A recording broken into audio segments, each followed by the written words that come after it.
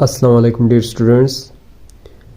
आज के इस लेक्चर में हम क्लासिफिकेशन ऑफ सेट के हवाले से पढ़ेंगे और लास्ट में हम पावर सेट को स्टडी करेंगे। तो फर्स्ट ऑफ ऑल सेट की क्लासिफिकेशन पढ़ते हैं। तो सबसे पहले हमारे पास सेट जो है इसको हम टू कैटेगरीज में डिवाइड करते हैं, क्लासिफाई करते हैं, दर्जाबंदी करते हैं। पहला हमारे पास है सुपरसेट और दूसरा हमारे पास है सबसेट। सुपरसेट को उर्दू में कहते हैं खवी सेट, सबसेट को उर्दू में कहते हैं ताहती सेट, कमज़ोर सेट। मज़ीद हम इस सबसेट को टू कैटेगरीज में डिवाइड करते हैं।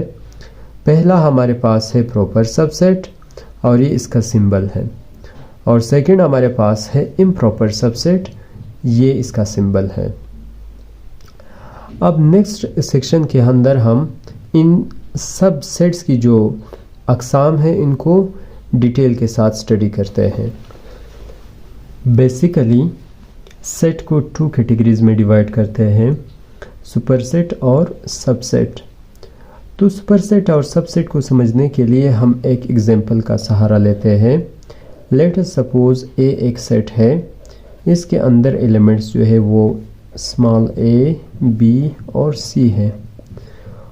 बी भी एक सेट है, इसके अंदर एलिमेंट्स जो है बी और सी है।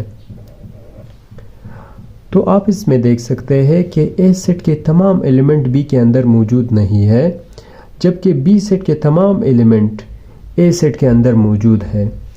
तो इसलिए हम कह सकते हैं कि ए जो है ये एक सुपरसेट है और बी जो है ये एक सबसेट है।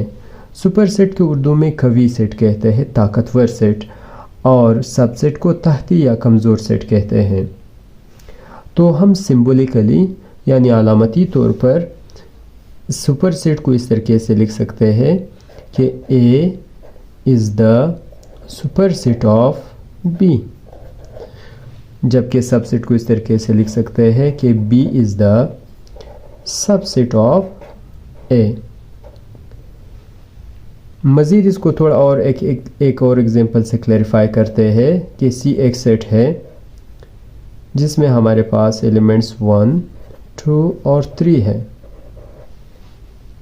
जबकि डी एक सेट है, इसके अंदर एलिमेंट जो है वो सिर्फ 5 है। तो क्या इसमें सी जो है सुपरसेट है और डी सबसेट है? तो इसका आंसर ये है कि चूंकि हमने पढ़ा जिस तरह इस एग्जांपल के अंदर कि बी जो है ये सबसेट है क्योंकि इसके तमाम एलिमेंट ए सेट के अंदर मौजूद है और ए के तमाम एलिमेंट बी के अंदर मौजूद नहीं है, तो सुपरसेट है। तो अगर हम इस एग्जांपल को देख लें, इस एग्जांपल के अंदर 5 जो है 5 डी सेट का, ये सी के अंदर मौजूद नहीं है, और 1, 2, 3 जो कि सी सेट के एलिमेंट है ये डी सेट के अंदर मौजूद नहीं है। अगरचे सी सेट के एलिमेंट तो ज़्यादा है और डी सेट के एलिमेंट कम है, लेकिन इसके बावजूद भी हम ये नहीं कह सकते कि सी सुपरसेट है और डी जो है वो सबसेट है। लिहाजा ये सी और डी इन दोनों में से कोई भी सेट न सुपरसेट है और न सबसेट है, क्योंकि सुपरसेट के लिए शर्त है कि दूसरे सेट के तमाम एलिमेंट उसके अंदर मौजूद हो, लेकिन एटलीस्ट वन एक ऐसा एलिमेंट हो, एक ऐसा एलिमेंट हो कि वो जो है दूसरे सेट के अंदर मौजूद नहीं हो, जिस तरह ये एग्जांपल मैंने दिया। और यहाँ पर जो है केस उलट है। इसके बाद नेक्स्ट सेक्शन के अंदर हम सबसेट की क्लासिफिकेशन करते हैं। तो सबसेट को हम टू कैटेगरीज में डिवाइड करते हैं। First one is proper subset and second one is improper subset. और ये प्रॉपर सबसेट का सिंबल है और ये इम्प्रॉपर सबसेट का सिंबल है। तो सबसे पहले हम इम्प्रॉपर सबसेट को समझते हैं। उर्दू में इम्प्रॉपर सबसेट को गैर वाजिब तहती सेट कहते हैं। लेट अस सपोज ए एक सेट है, इसके अंदर हमारे पास एलिमेंट्स जो है वो 1, 2 और 3 हैं। इसी तरीके से बी भी जो है एक सेट है, इसके अंदर भी एलिमेंट्स जो है वो 1, 2 और 3 हैं। तो आप इसमें देख सकते हैं कि ए सेट के तमाम एलिमेंट बी के अंदर मौजूद है और बी सेट के तमाम एलिमेंट ए के अंदर मौजूद है। तो इस किस्म के सेट्स जिसमें एलिमेंट्स की तादाद सेम हो तो इसको हम कहते हैं improper subset. In other words आप ये भी कह सकते हैं कि ये इक्वल सेट है। तो इसको हम सिंबॉलिकली इस तरीके से लिख सकते हैं कि ए जो है ये इम्प्रॉपर सबसेट है बी का, या आप इस तरीके से भी लिख सकते हैं कि बी जो है वो इम्प्रॉपर सबसेट है ए का।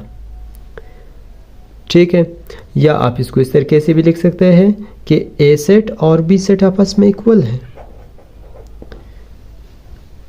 अब हम आते हैं प्रॉपर सबसेट की तरफ। तो प्रॉपर सबसेट में हम एक एग्जांपल लेते हैं कि ए एक सेट है, इसके अंदर एलिमेंट्स जो है वो 1, 2 और 3 है, जबकि बी एक सेट है, इसके अंदर जो एलिमेंट है वो 2 और 3 है। तो आप इसमें देख सकते हैं कि ए सेट की जो एलिमेंट्स हैं वो बी सेट के अंदर मौजूद नहीं है तमाम के तमाम, जबकि बी सेट के तमाम एलिमेंट ए सेट के अंदर मौजूद हैं। तो ऐसा सेट कि जिसमें एटलीस्ट 1 ऐसा एलिमेंट हो कि जो दूसरे सेट के अंदर मौजूद ना हो तो उसको हम कहते हैं प्रॉपर सबसेट। यानी यहाँ पर आप देख सकते हैं बी का एक ऐसा एलिमेंट है जो कि 1 है, वो ए के अंदर मौजूद नहीं है, इसलिए हम कह सकते हैं कि B is the proper subset of A. इस सेक्शन के अंदर हम पॉसिबल सबसेट्स को समझते हैं। उर्दू में इसको कहते हैं मुमकिना तहती सेट। अब इसको एक एग्जांपल से समझते हैं। Make all possible subsets of A which consist of 1 and 2।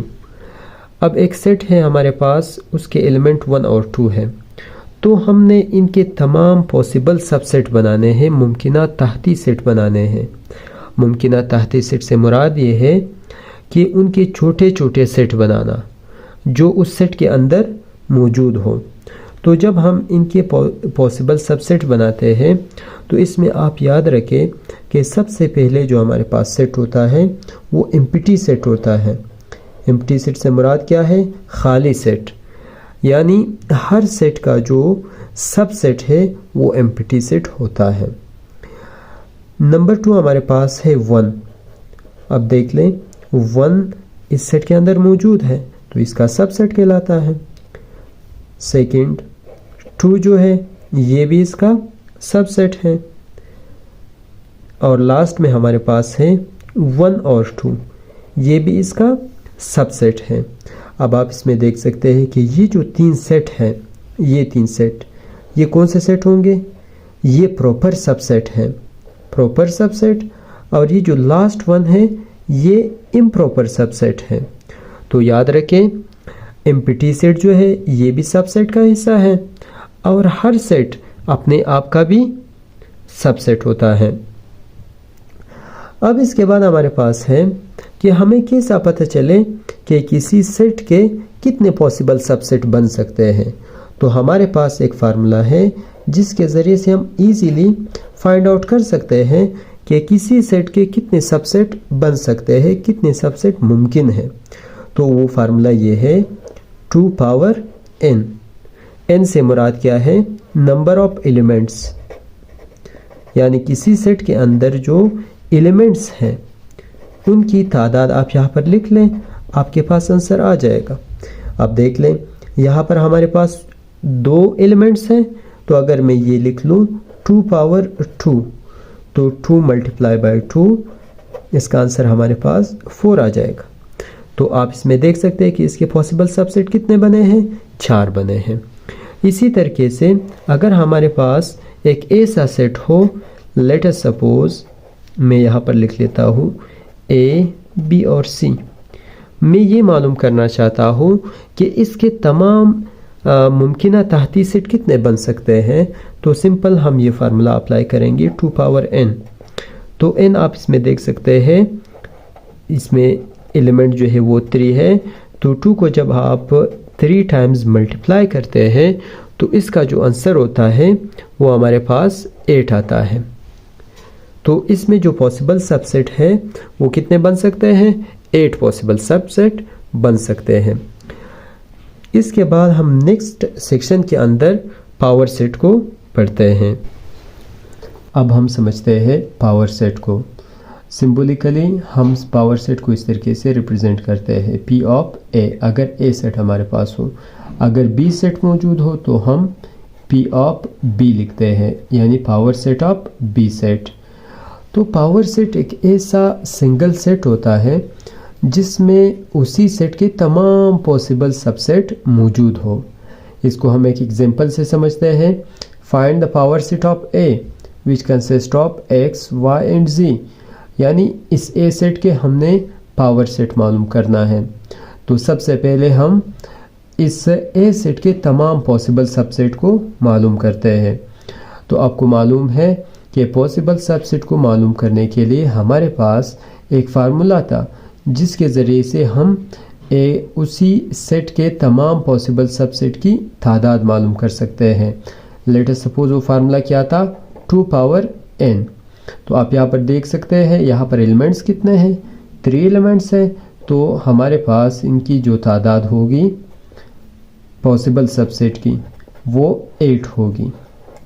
तो अब हम इसके पॉसिबल सबसेट को लिखते हैं। तो पॉसिबल सबसेट हमारे पास सबसे पहले क्या होता है?